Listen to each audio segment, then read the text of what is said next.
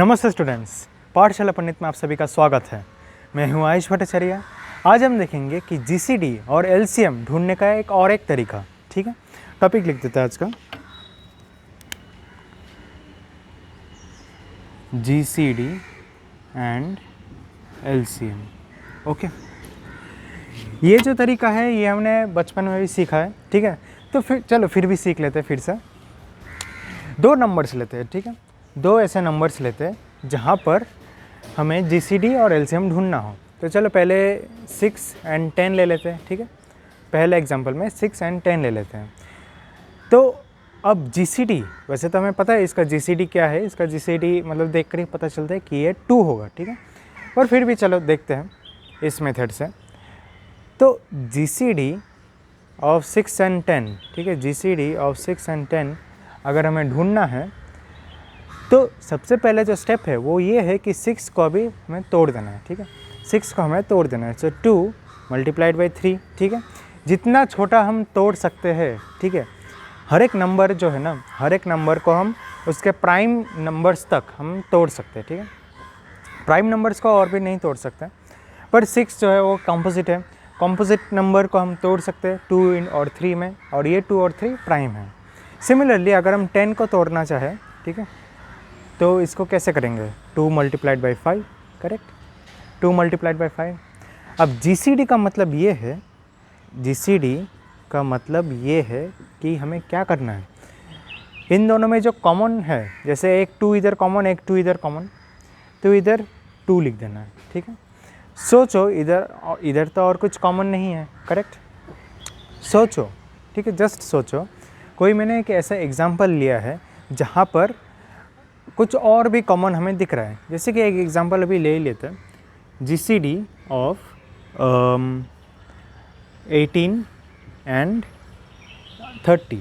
ठीक है, GCD of 18 and 30। तो 18 को अगर हम तोड़ना चाहें ये कैसे रहेगा? 2 मल्टीप्लाइड बाई 3 मल्टीप्लाइड बाई 3। और अगर 30 को अगर हम तोड़ना चाहे तो कैसे रहेगा? 2 multiplied by 5 multiplied by 3, correct.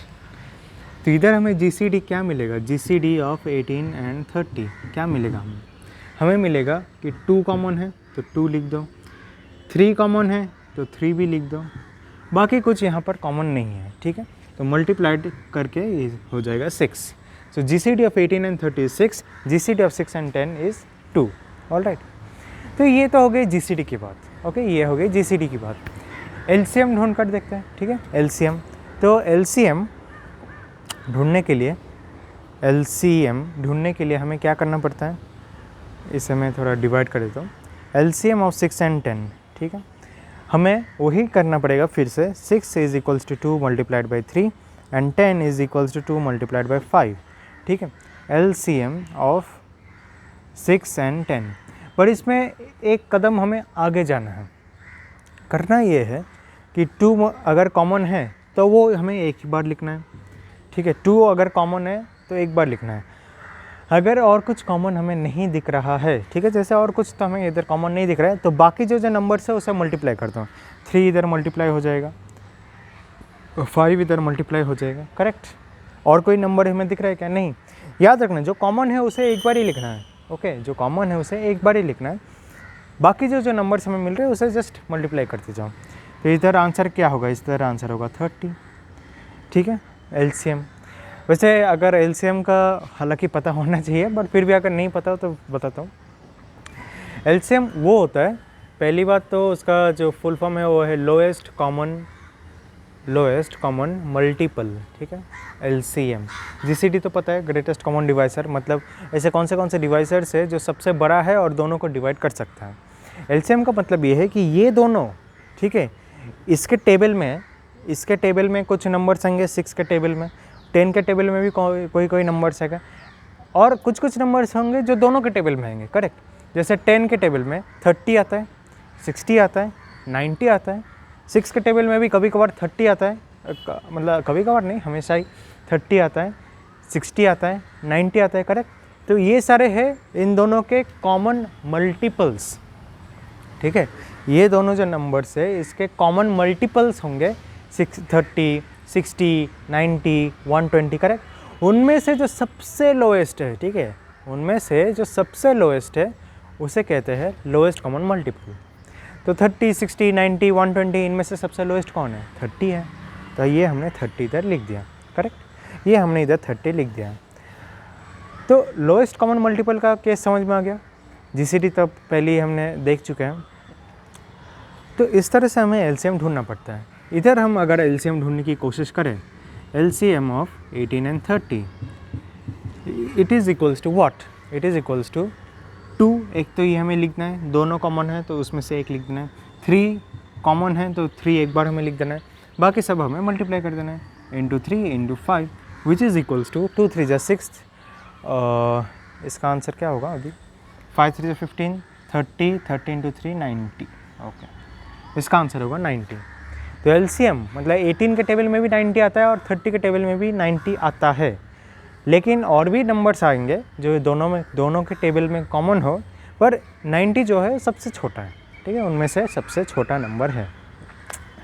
तो समझ में आ गया जीसीडी एंड एलसीएम क्या होता है।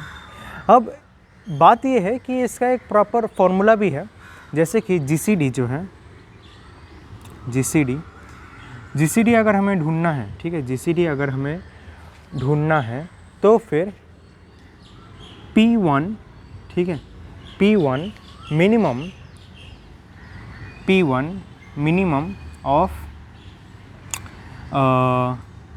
अल्फ़ा 1 कमा अल्फ़ा 2, ठीक है, P1 minimum of alpha 1 and alpha 2, then P2 minimum of alpha कुछ और भी ले सकते हो, 3 अल्फ़ा 4, ऐसे करके ये जाता रहेगा।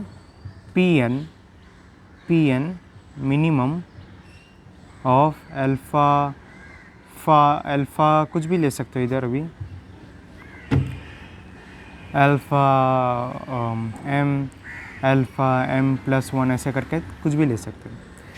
इसका मतलब क्या हुआ? इसका मतलब ये हुआ कि जैसे इधर 6 का इधर क्या हुआ, 2⁻1 multiplied by 3⁻1, it is equals to 2⁻1 multiplied by 5⁻1, correct. Okay, तो अभी हमें जीसीडी में P1 मतलब 2 लेना है, ठीक है। P1 का ये जो P1 P2 है ये सारे डिवाइसर्स हैं, ठीक है, ये सारे इसके डिवाइसर्स हैं। तो P1 जो है, सोचो अभी P1 हमें 2 माना है, ठीक है, तो 2 1 में इधर 1 और 1 दिख रहा है, करेक्ट। इधर क्या दिख रहा है हमें? मिनिमम इधर 2 है, मिनिमम ऑफ 1,1 है, करेक्ट, 1,1। तो 1 और 1 में मिनिमम कौन है? 1 ही है ना, तो इसलिए हमें इधर 2⁻1 करके एक लेना है, ठीक है। देन 3 जो है, ठीक है, 3 इधर है, 3 इधर हमें मिनिमम ऑफ 0,1 दिख रहा है, क्योंकि इधर तो 1 है लेकिन इधर 3 मल्टीप्लाइड बाई 3⁻0 है, ठीक है, 3⁻0 है। तो 0 और 1 में जो सबसे मिनिमम है उसे हमें इधर लिख देना है। फिर जैसे कि इधर हमने लिख दिया है 3⁻0, करेक्ट, जो कि 1 ही है, इसका अलग से कोई स्पेशल मीनिंग नहीं है। 5 मिनिमम ऑफ 1,0, करेक्ट, मतलब 1 इधर तो हमें 1 दिख रहा है, इधर हमें 1 दिख रहा है, लेकिन इधर हमें 0 दिख रहा है। तो 5⁻0, इधर हमने 0 ले लिया और इधर हमने 1 ले लिया, तो मिनिमम 1 और 0 में मिनिमम कौन है? 0 है, तो इसलिए इधर 5⁻0, ठीक है, इधर 5⁻0 आ जाता है। तो इसलिए आंसर में फाइनली आ जाता है 2। ओके, इस केस में भी हम वो सेम टू सेम चीज़ लागू कर सकते हैं, जैसे कि 2⁻1 3⁻2 it is equal to 2⁻1 5⁻1 into 3⁻1। इधर मैं चाहे तो 5⁻0 लिख देता हूँ पहले से ही, ठीक है, 5⁻0 में लिख देता हूँ। तो जीसीडी में इसे मैं डिवाइड कर देता हूँ। जीसीडी में 2 मिनिमम ऑफ 1,1 है, 1,1 मल्टीप्लाइड बाई 3⁻2 मिनिमम ऑफ 1 है और इधर 2 है, 1 है और 2 है, मल्टीप्लाइड बाई 5⁻2 मिनिमम ऑफ 0 है और इधर 1 है, 0 एंड 1। जीसीडी अगर ढूंढना है तो यही हमें अभी चाहिए इसका आंसर। मैं एक बार चेक कर ले तो अच्छे से दिख रहा है या नहीं। ओके, दिख रहा है। सो नाउ मिनिमम ऑफ 1,1 क्या है 2^1, तो ये हमने इधर GCD में लिख दिया 2^1। 3 का मिनिमम मतलब 3 मिनिमम ऑफ 1 और 2, ठीक है। तो फिर 1 और 2 में से मिनिमम कौन है 1 है, तो इसलिए 3^1 हमने इधर एक ले लिया है। And finally 5 minimum of 0 and 1, तो 0 और 1 में मिनिमम कौन है 0 है। मिनिमम का मतलब ये है कि एक छोटा नंबर, ठीक है। सोचो 2 नंबर दिया है और हमें बोला गया कि मिनिमम कौन है उसका, तो ये एक छोटा नंबर हमें लेना है। तो इधर इक्वल टू 5^0 ले सकते हो, ठीक है। It is equal to 5^0 which is equals to 6। इस तरह से GCD ढूंढा जाता है, ठीक है। वैसे तो ये मेथड जो मैंने पहले बताया था वो ज़्यादा इजी है छोटे छोटे नंबर्स के लिए, लेकिन सोचो नंबर्स अगर बड़े हो गए, बहुत ही ज़्यादा बड़े हो गए, 1000 2000 के रेंज में जा रहा है, तब जाकर ये जो फॉर्मूला है प्रॉपर ये काम आता है, ठीक है। सिमिलरली LCM अगर हमें देखना है तो LCM का almost same to same formula है, बस इधर मीन का मैक्स हो जाता है। Max of α1, α2, then P2 max of α1, α2, ऐसे करके जाते जाते Pn max αm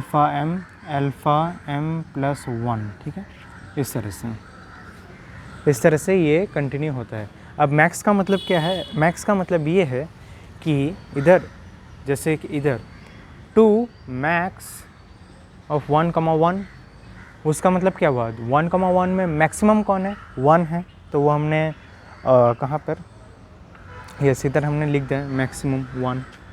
similarly multiplied by 3 max 1,0,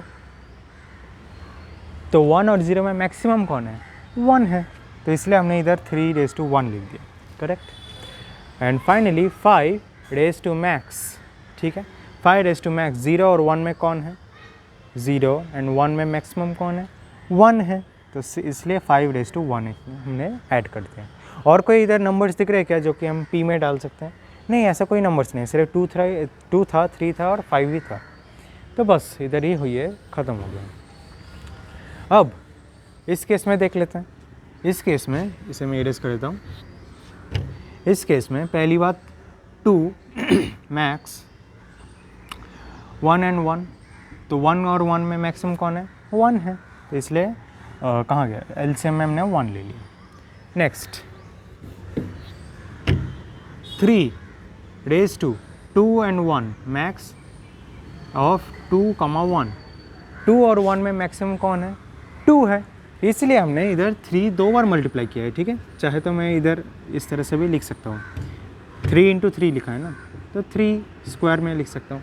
max कौन है 2 है, तो 3^2 and finally multiplied by 5 max of 0 and 1, तो मैक्सिमम कौन है 0 और 1 में से 1 है, तो इसलिए 5^1, ओके 5^1। तो इस तरह से एक प्रॉपर हमें फार्मूला मिल जाता है जिससे हम GCD और LCM दोनों कैलकुलेट कर सकते हैं, ओके। तो अब एक लास्ट एग्जांपल देख लेते हैं, ठीक है। अब हम एक लास्ट एग्जांपल देख लेते हैं जहाँ पर नंबर्स में कोई कॉमन चीज़ नहीं रहेगा, ठीक है। देख लेते हैं एक बार। तो जो नंबर है वो है 13 एंड 33, ओके 13 एंड 33। इनमें अभी हमें GCD भी ढूंढना है और LCM भी ढूंढना है, ठीक है। तो चूँकि नंबर छोटे हैं तो ये फार्मूला लगाने की ज़रूरत नहीं है, ठीक है। मैं डायरेक्टली कर देता हूँ। 13 इज़ इक्वल्स टू 1 × 13, क्योंकि ये प्राइम नंबर है, इसका कुछ और कर नहीं सकते हैं। 33 इज़ इक्वल्स टू 3 × 11, करेक्ट, 3 × 11 ही है। सो नाउ अब GCD हम क्या लिखें, GCD और मल्टीप्लाइड बाय 1 कर देते चाहे तो। GCD ऑफ 13 एंड 33 में हम क्या लिखें, इधर तो सिर्फ और सिर्फ 1 ही कॉमन दिख रहा है 1, करेक्ट, तो हम कुछ और कर भी नहीं सकते, सो इट विल बी 1, ठीक है, it will be 1। Finally LCM अगर हमें लिखना हो 13 एंड 33 में तो क्या लिखेंगे, ठीक है, 1 तो एक कॉमन हो गया तो 1 लिख देंगे, उसका कोई फ़र्क नहीं पड़ता।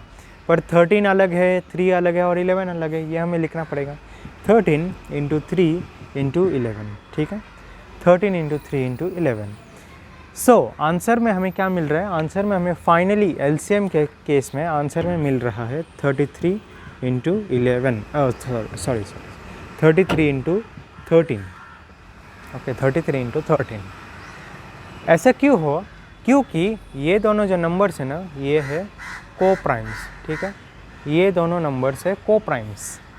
और हमेशा याद रखना, अगर को प्राइम्स नंबर रहे दो ऐसे को प्राइम्स नंबर रहे तो उसका जीसीडी ऑफ को प्राइम्स, ठीक है, जीसीडी ऑफ को प्राइम्स होगा 1 एंड एलसीएम ऑफ को प्राइम्स, जीसीडी तो 1 होगा और एलसीएम ऑफ को प्राइम्स होगा a मल्टीप्लाइड बाय b, जहाँ a ये है और b ये है, ठीक है।